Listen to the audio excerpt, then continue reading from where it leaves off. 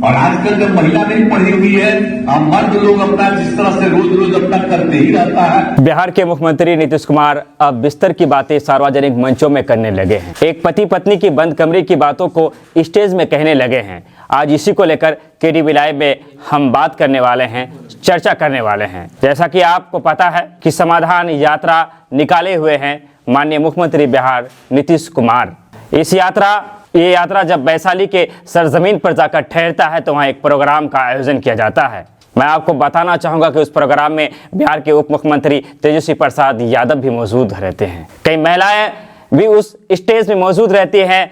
आपको जानकर हैरानी होगा कि वहाँ माननीय मुख्यमंत्री बिहार द्वारा जिन शब्दों का उच्चारण किया जाता है, इसको लेकर विपक्ष उन्हें कटघरे में खड़ा कर रहा है। माननीय मुख्यमंत्री बिहार ने कहा कि आज जो बिहार में आबादी बढ़ रही है, बिहार में जो आबादी बढ़ रहा है, इसका साफ साफ कारण है कि पुरुष प्रधान समाज, जो पुरुष समाज है, वो सिर्फ अपनी अय्यासी और मौज के बारे में सोचता है। उन्हें देश के बारे में कोई फिक्र नहीं है। अगर औरतें चाहे तो आबादी पर कंट्रोल किया जा सकता है। क्या इस तरह की बातें, इस तरह की भाषा सार्वजनिक मंच से किया जाना, वो भी उस मंच से जहां महिलाएं मौजूद रहती है, क्या ये किसी भी एंगल से आपको सही लगता है? क्या हम इतना मानकर चले कि ढलती उम्र का असर बिहार के मुख्यमंत्री में साफ दिख रहा है?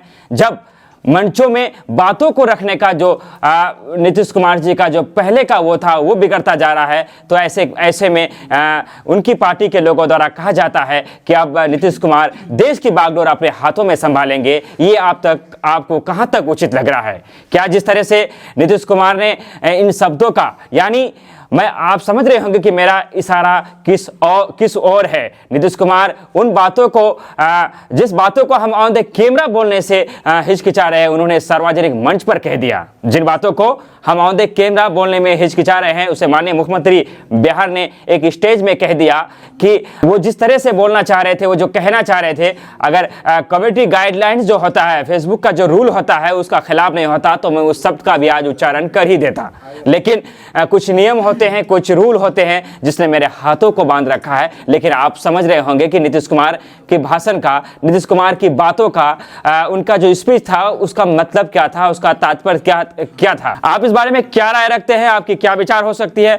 हम चाहेंगे कि समाधान यात्रा का वो भाषण अगर आपने नहीं सुना तो उसे जरूर सुने, क्योंकि विपक्ष इसे बहुत बड़ा मुद्दा बता रहा है। विपक्ष का मानना है कि महिलाओं के सामने इस तरह की भाषाओं का प्रयोग करना, इस तरह बातों का उच्चारण करना, यह अमर्यादित है और ढलती उम्र का यह निशानी है। लेते हैं आपसे विदा इस वादे के साथ कि फिर होगी मुलाकात। लेकिन आपको पता ही है कि हर बार हम आपसे कहते हैं कि चैनल को सब्सक्राइब करें, पेज को फॉलो करें, लाइक करें और शेयर करना तो आप वैसे भी नहीं भूलते हैं। धन्यवाद, शुक्रिया, आदाब।